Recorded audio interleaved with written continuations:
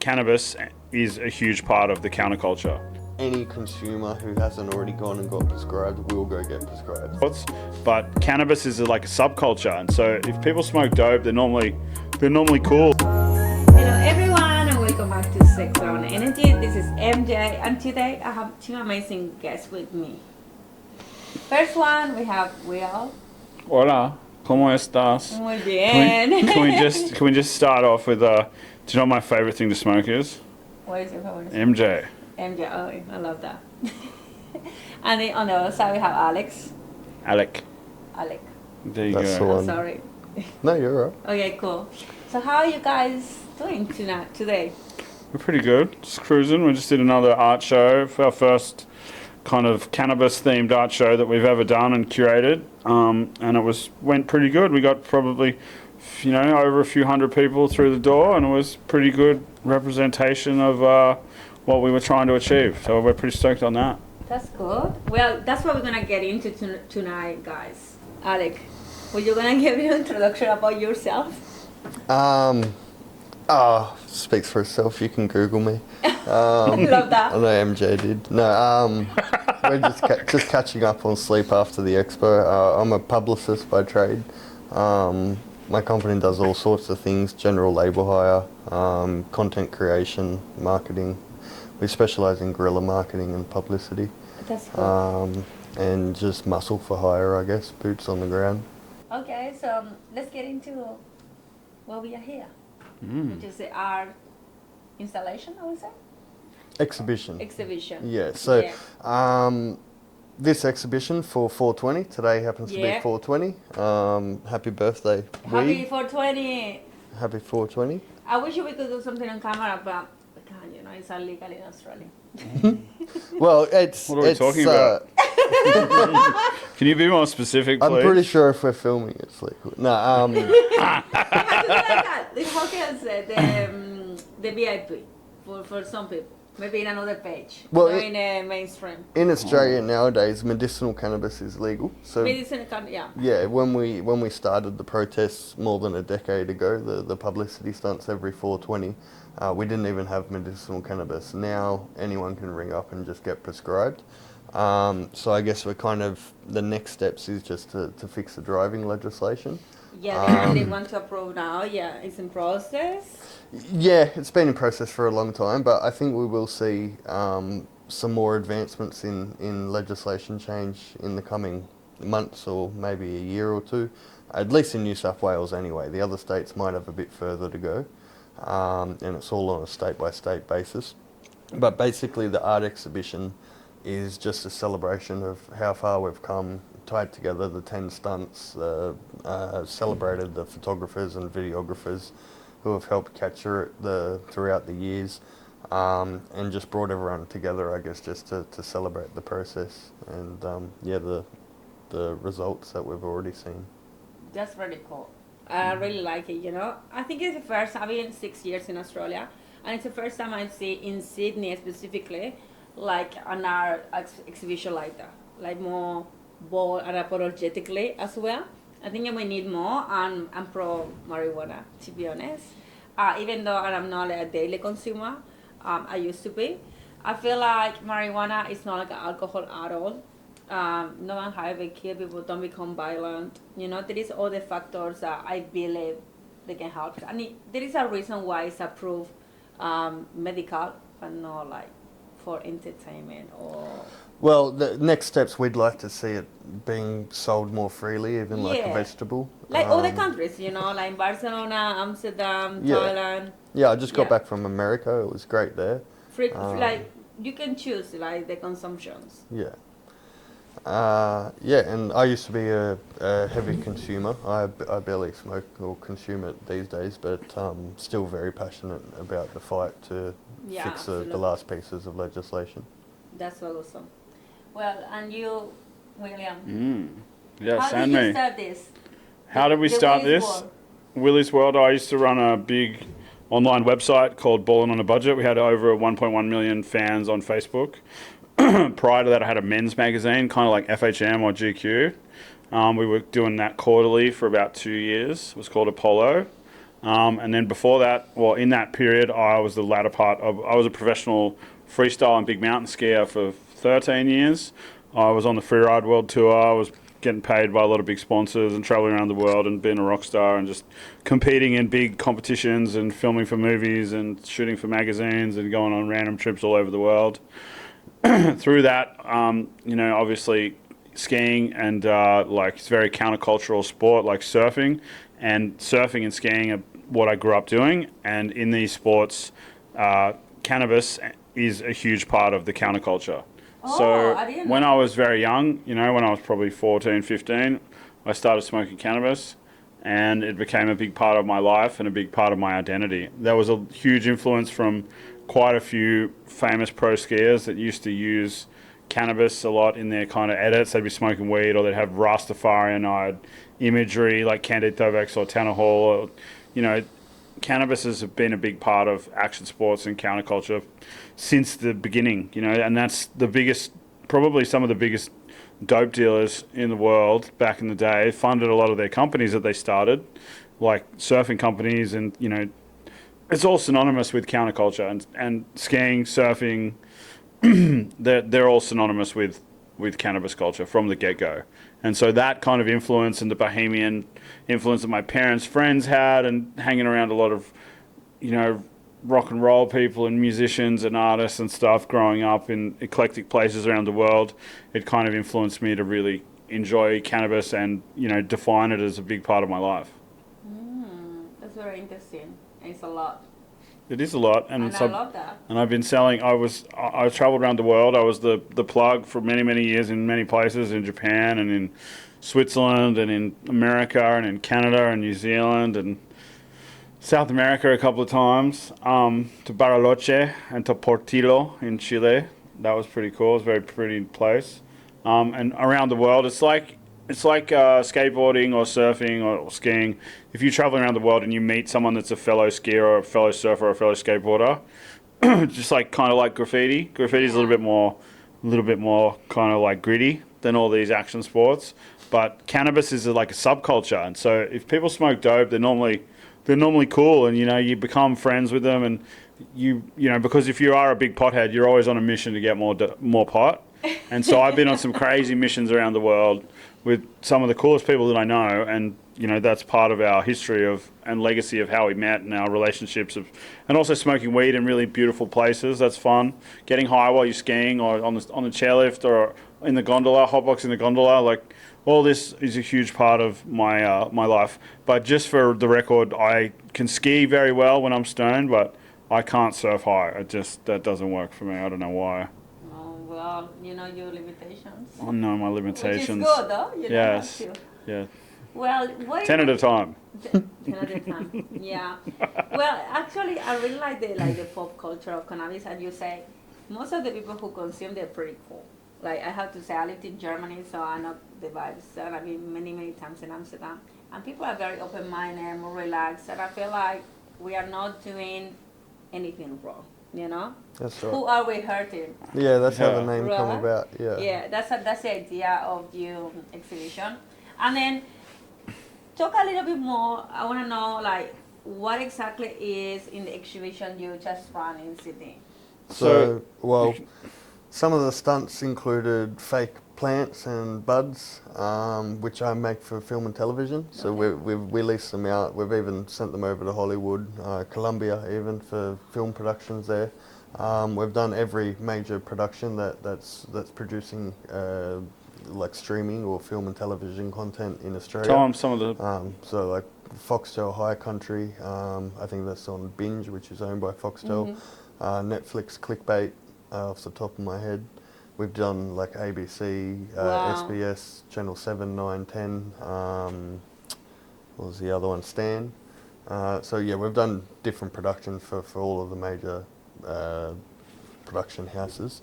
One of the other installations shows a print of the Opera House with a laser projector on it, which we actually did for one of the stunts. And you say you got arrested for that, right? Yeah, we certainly the police did. put us on bail for 2 years.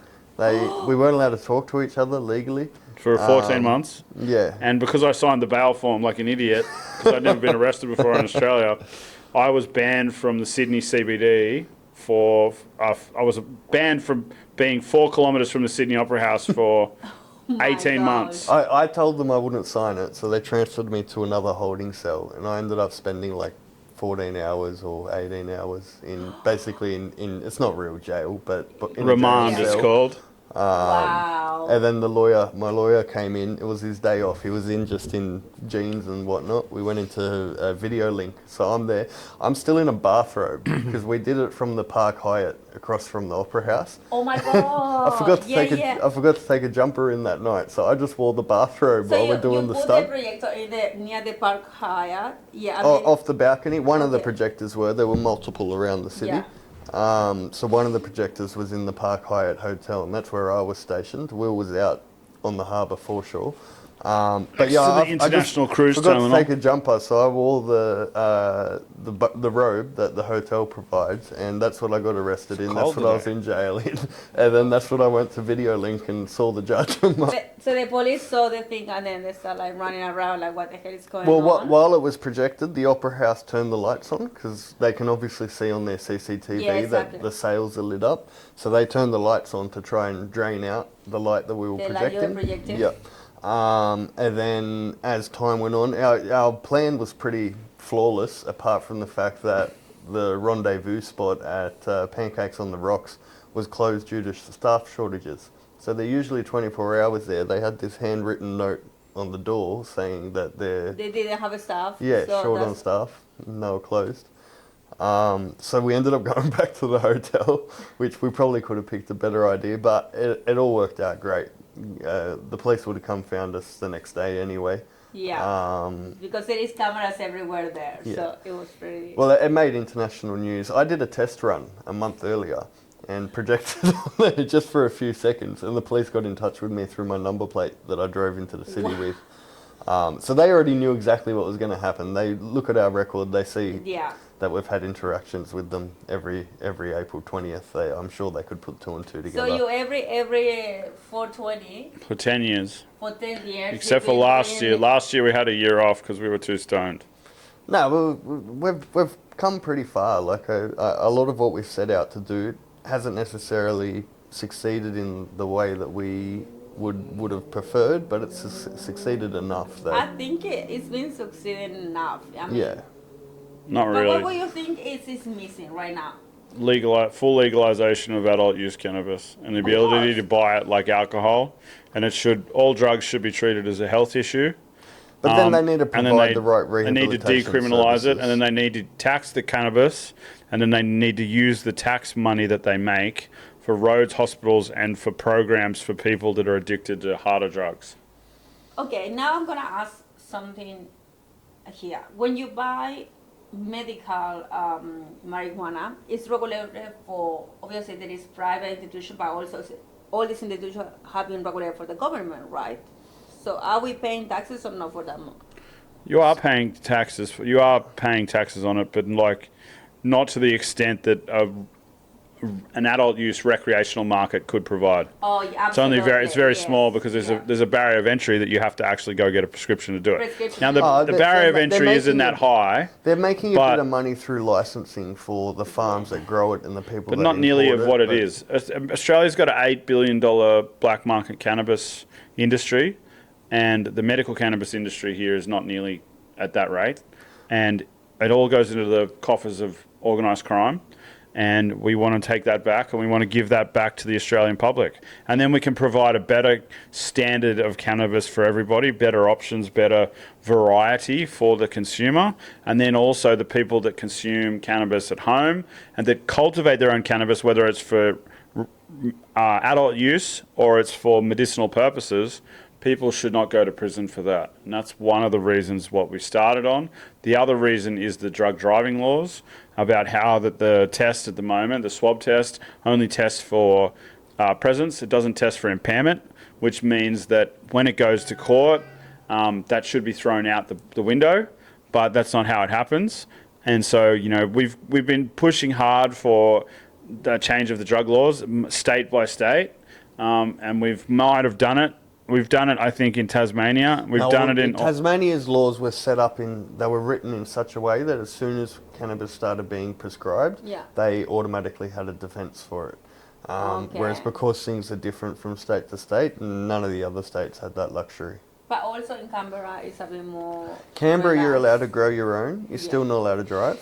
So you can have 2 plants per person, 4 per household. 6 per house. Or something I similar. think that's a good consume for a year. But right? you're not allowed to grow any hydro, and the climate in Canberra, I believe, is not the best for growing. People still do it though; they get Okay. it done, and then it makes possession yeah. possession a lot easier. So there's still a thriving market there of people trading. But yeah, the driving laws aren't fixed there. So Victoria just introduced somewhat of a defence. So the judge doesn't have to automatically impose any punishment or even a no conviction. They can, from what I understand, they can basically drop the case if they choose to. Okay. But it does still have to go to But the court. test is flawed. It doesn't test for impairment. Okay. Which the problem is they're Okay, saying... wait. Let's come back here because maybe the audience don't know the law. So in Sydney, for example, if you are driving and also you have consumed marijuana, what Even in is 2 weeks the punishment? What is the police stop me and then they give 3 me- months They would- immediate You loss get of those license. loss of No, so license. they would Immediate usually 3 months loss of They would license. do 3 type of tests. They'd do a quick swab test. They swap. Then they would take your vial of your saliva.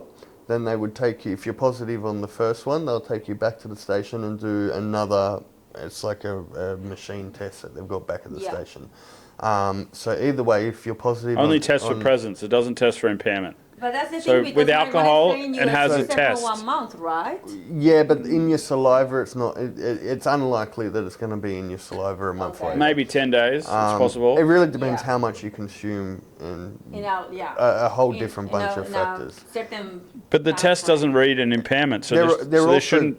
It doesn't. It's It doesn't stack constantly up. giving, especially the swab, constantly giving false positives Yeah. and false negatives. So stoned people often come up negative on it. But basically, if you test positive on any of those 3, which you only instantly get the results on 2 of them, the swab test and the test back at the station, then you're banned from driving for 24 hours. Then they'll send your vial off to the lab, the Yeah. vial of saliva, and then when the results from that come back, you'll get a letter saying your license is going to be suspended. On this date for 3 months. Then you can choose to take it to court. If you take it to court, you still drive through the court process until the court has heard your case and casts their judgment. So in the case where I got caught up with it, the judge gave me a no conviction and Yeah. I never lost my license for it. But it did impact me in terms of some of the work we were doing and some of the He lost his contracts we security had. company because he's not allowed to hold a security license anymore because he has a criminal charge against him. Because you had a criminal charge. No, well, it was Even a though no he's a medicinal conviction, cannabis You patient. have a but defense. because even though there was a no conviction, the security industry is quite strict and they take non-convictions into consideration. Wow. And because they class it as an illicit drug-related offence, Yeah, of course. even though it's medicinal cannabis, it's not illicit. Yeah. So how many employees did you have? I had a few employees that had to let them go. Wow. Yeah. Wow. That's. So he basically had to shut down his very profitable business, Profitable. and then like 10 people now don't have a job. And then I don't think, for me personally, I believe that the cannabis shouldn't be compared with the other drugs because we already proved. It's like that as a alcohol or medical- tobacco. Exactly. Yeah. Or a vegetable. Yeah, and even right now You're you a can fucking get, like, vegetable. If we talk about like medicinal, you can get like MDMA therapies, mushroom therapies. You can hook me up. Yeah, you can. But There- to there get is that- to get that in- therapies- Where? there is certain therapies that they are. Oh, the therapist. they Yeah. qualify right now. It's called a hero dose. That's quite an expensive process to do that legally in Australia. Yes, but I still. it's about there's the $6 option. grand. So obviously, I believe marijuana should be also for personal use, and then you can. Sounds way better when you say it. Can you say it again for me? Say it again It 3 does. times. Wow. Okay, so today we are celebrating 420. What is next for you guys? Who knows? I don't know. Okay. I'm pretty laid back and cruisy these days. I'm very Okay. very complacent. We're always kicking around different ideas and different clients come to us and have different needs, and so we're always coming up with new ideas and new ideas to positioning brands and products related with marijuana, or we do a lot. Yeah, with, I do that, but Yeah. Alec doesn't do that. okay. Yeah, no, that's cool. I do a lot of marketing with medicinal cannabis clinics, but So, the marketing in brackets that they're not legally allowed to it's only to advertise. promote their business. Well, they're not allowed to promote a prescription drug. So No. clinics and there's ways around it. I don't want to give too much away on camera. No, of course, yeah. That's But fine. we help get people's name out there. Yeah, and, exactly. To build a brand, however, not the to consumer. help them advocate for the rights of their patients, I would say. Yeah, okay. We're not just advertising them. They're not out there trying to stick it in people's faces and break the laws. But that's like a, Yeah. like a beautician or esthetician or someone in they're not allowed to promote. Yeah, they're like not allowed to fillers promote. and then Botox and things like that. Yeah, but they are allowed to advocate for their patients' rights. And Yeah, if exactly. inadvertently they then get promotion out of that and people become aware of them, that's Educational, just a byproduct. informative. That's the way. Yeah. Beautiful. So, and you say you do more products, service. Yeah, we have 2 cannabis dispensaries in California, Okay. and then we have a flower company, and then we're building, potentially, we're in the process of building a facility in the Czech Republic, and then wow, that's cool. another one in Thailand. So yeah, we work in the cannabis space in the adult use markets of California and a few other places around the United States, and then now obviously we're getting into Europe. It's been a little bit of a slow process with international diplomacy on progressing cannabis rights and changing the laws. We were going to invest quite heavily into the German market, but they took a different route with the bud clubs, similar to what they're doing in Spain. Now, those bud clubs in Barcelona and in all the Spanish cities, they get raided by the cops and then they get shut down. They're not really legal. So, we really want to hopefully develop a system here where we can start lobbying the government. Like, we've got a 2-party system pretty much here within reason, Labor and Liberal. We've got to get one of those people on board and then get them for the tax dollars and for the progressive. With that said, though, we do have pretty much a 2-party system, but we work with the Legalized Cannabis Party in Australia, for And the example. Greens a little bit. A bit with the Greens. We don't discriminate if politicians want to help of course. throughout this fight. Yeah. So, within those last 10 years that we've been doing this, Legalized Cannabis has had 5 MPs elected. Nationally. And they're literally, between, so we've got 1 in New South Wales, I think there's 2 in Western Australia and 2 in Victoria. And they're literally a single party policy. So their only policy that they publicly announce is that they want to legalise cannabis. And then they're great though at politics in general, because they give their 2 cents for everything. And coming from cannabis consumers, I guess they have a very holistic view on a lot of things. They're very straight down the middle. Jeremy Buckingham in New South Wales, he used to be an elected Greens MP, and yet now he's on the dark side. Well, no, now he's a legalised cannabis MP, but he really understands the politics of it and all their negotiations and strong arming of each other. And he seems to be making some progress, but it's a slow and steady road. Yeah, of course it is, but it's a lot what's going on about like legalization and what you do. I really feel inspired. You've been through 10 years into this journey of legalizing because you're not hurting anyone. Yeah, that's No. right. And it wasn't right that we were considered criminals back at the start of it, I guess. Oh, of course. Yeah. I mean, like the rebels. But now we still are. It is what it is, and we're slowly progressing towards it. You asked before, what are we working on? Other than like the business side of cannabis, we're working on a script for a stoner Australia. What will potentially be like one of the first, or maybe the second. I think there was one in the 70s that I'm not familiar with, but my dad's told me about it.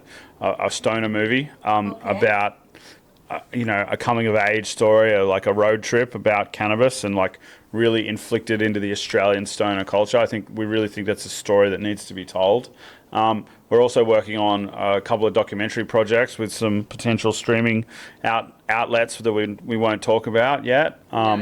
but there's definitely some stuff in the works. As opposed to just different publicity stunts, we'd like to start working with people like Sea Shepherd and a little bit more on the environmental side. We have done quite a little bit of that in the past, and we've also done a few stunts that address different subjects in the society that we thought that needed to be addressed. So the sky's the limit. We don't really know what we're going to do next. A lot of this is kind of like just kind of happenstance, so to speak. And when we see something and we come up with an idea, we do have a few other ideas. It has been a little bit limited by cash because we pay for everything ourselves. We don't ask for donations. We never have. We take on the sponsors, but some of the ideas these days where we want 50 grand, 100 grand to probably put into it. And because the cannabis companies aren't allowed to advertise legally, you know, it's hard to find a brand that's like, oh, we're going to put something up in the sky, or we're going to fly a bunch of weed into space, or we're going to like... Yeah, there's a lot of crazy ideas that we've got, you know. More subtle the way they go about things. Yeah, of course. But we like shock and awe, and we like to talk about the elephant in the room. We like people to discourse is a really important way to be able to progress things in society over the last, you know, couple of hundred years, whether it was racism or, you know, like women voting or whatever. All these things started on a soapbox, someone saying this isn't fair, this isn't fair, this isn't fair, and that's what starts discourse, and then discourse starts more discourse, and then people are knocking on the doors of their politicians, screaming at them, going, I'm not going to vote for you again, and then they change their policy and they're like, oh yeah, I want to suffice the people that I'm voted for. That doesn't always happen. Obviously, we've had a drug war for the last over 100 years that hasn't worked and isn't going to work in the future. You know, a lot of places in the world that have decriminalised drugs and taken a good stance on cannabis have had a lot of tax dollars come in and a lot of progression of the society. That has to be implemented correctly in order for it to be achieved. And so as we're a little bit farther away from the rest of the world, we can take the best bits of everywhere else in the world and then apply it here. We've got a small population, but we need, you know, my brother's a teacher. He said that this teaching staff are heavily understaffed and heavily underfunded. Same with the New South Wales health system. I'm sure it's the same way in a lot of, you know, different cities and country towns and states all over this country. You know, legalizing this can be taxed, can be put back into the coffers of the government to spend on things for the society instead of being put into the coffers of organised crime lords. But we just like to get the conversation started. So I guess we focus on the Aussie larrikinism style of it. Try not to block roads and highways and inconvenience people. I guess what we look for when we're coming up with a stunt or planning one out is we just want to, I guess, have people stop and think or maybe have a laugh about it and be like, how did this happen? Why is this happening? Yeah. And we're not necessarily the best spokespeople for it, but that's why we work with people 420 now. Oh, yeah, perfect. Happy 420. Someone text me at 420. Happy 420. That's why we work with people like Jeremy Buckingham and the other elected politicians, and even before they were elected, working with them to get them elected, because they know what they're talking about. We work with a lot of doctors. And you have to have people who are expert in the file to be an authority as well, because let's say general population think like people who smoke marijuana, they're very dumb and lazy, and that is something, even though we're in 2026, is still there, very taboo, and that's not the reality. It's very far from the truth. Doctors, lawyers smoke weed, firefighters, surfers, I think skiers. the stigma, Everyone. Everyone. Every person, I mean, I'm not everyone, is in every role there is someone who consumes marijuana. Main idea what I get in here is we need to give the freedom to people to choose, you know. Yeah. And at the end of the day, if we decriminalize the marijuana, it will be like the option to them, like consume when they want it in very like safe environment, you know. Not thinking about like, oh, I'm gonna go to the park and chill and smoke a joint. Cool, this is my life, you know. Well, like people can basically do it. It's just removing some of the unnecessary red tape. Because right now, if you want to grow and sell, if you've got enough money, you can go get the permits. You can start a farm. If you just But you don't make any money. You can ring Too much regulation. But So if you just want to smoke, like you said, down at the park, you can just ring the clinic and get some. You'll have it delivered to your door, depending what time of the day you ring them. You could still have a it the same barrier of day. entry. It is a slight barrier of entry, but anyone Huge can barrier get of entry. You can get prescribed. You can go pick it up from your local pharmacists throughout Pharmacies, Australia not everywhere. carry it now. So yeah, it is quite easy. It's just a lot of red tape that doesn't need to be there, and it's adding a lot of costs onto it, which isn't going into the government or the tax kitties. But there are a lot of costs associated with it because of the way it's being brought about at the moment. Yeah, but also there is a black market that's still selling, you know. 100%. And if you make it like decriminalized and then the government just leave it 8 open, billion a year. all this all this black market, it's not going to exist anymore. You Yeah, know? well, at the moment, most people would go buy some prescription cannabis to get the jars, Yeah. and then just chop it up like they would before medicinal cannabis was a thing. So you just put your street weed back in the jar. And that's what everyone's basically doing these days. But I guess it depends who. So you can get some good quality medicinal cannabis. Yeah. Some of it is cheap if you know where to look and what to ask your doctor Well, for. we get all the good thing from here with information. Well, it's where we get it. it's constantly changing. But there's places online, for example, where you can get like spreadsheets of what's currently available. Because But there is so many though. yeah, but and as crops come and go, And it there's a lot of changes. indica. I have to say, wow, everyone's gonna make us to relax. I want some sativa. What is sativa? What is the best brand? I need to know. well, it's a journey, right? Everything's a journey. It's a fun journey. And I think when you have this conviction and I guess the intention to change something that's gonna help everyone. It's not just yourself. You've been taking the risk for the past 10 years. Try to approach the society and the government in a way to bring more freedom. That's right. Yeah. Yeah. And a lot of politicians say that's what they want for their voters, but Yeah. Put their money where their mouth is. Yeah, they're hesitant to pull the trigger. And also it's important you talk about the taxes as well. Because the government needs the taxes, you know, they That's want right. more money. They do need the taxes. But pardon the pun, they're asleep at the wheel, so. Yeah, I think it's more the morality on the side, more than the numbers, to be honest. I think that a lot of it's got to do with pharma and, Big pharma. yeah, big pharma, which Yeah, of course. cannabis is becoming big pharma now, the way the setup is.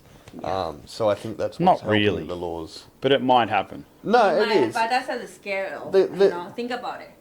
The medicinal We got some companies are stuff in the offering- works to try and counteract that. So that's okay. We're working with a lot of different, you know, But talk it's is not cheap. the worst at the moment, though. But everything takes time, and that's the cannabis problem. Companies But in everything Australia, takes time. Especially in Australia.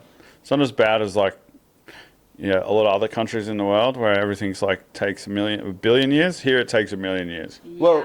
medicinal cannabis though is a huge economy in Australia, and so as they get more money, they've got more influence on the politicians, and that's more reason that the driving laws will change soon. Because as soon as they make it legal for medicinal patients to drive, any consumer who hasn't already gone and got prescribed will go get prescribed. So it will And that's be- great for their yeah. industry. Yeah, exactly. I think that change, it will be huge. Yeah, and that's why I think doing it that way is probably a good stepping stone. Let's get the Yeah. driving laws fixed for medicinal patients and focus on the people who really need it and that are more vulnerable in society. And then we can focus on having it available through a tobacconist or similar, like a head shop, like in Like a America. head shop, yeah, or like a coffee shop, something like Yeah, that. that sounds good. Yeah, great. Well, I'm really happy and I learned a lot about yourself. All of the things you are doing, keep it up. Thank you. Very motivated and then just perfect, 420, talking about marijuana. Just, I love Say it again for me. marijuana. Oh. MJ. Thank you so much, guys, for watching us. And I hope to see you in the next episode. See ya. And don't forget to subscribe. Bye. Like, comment, subscribe, hit us up, the Craze Co, Craze Collective, Willy's World, balling on a budget. Who are we hurting? Happy Lala 420. Binks Oh, are we hearing? Yeah. in the background. Holla.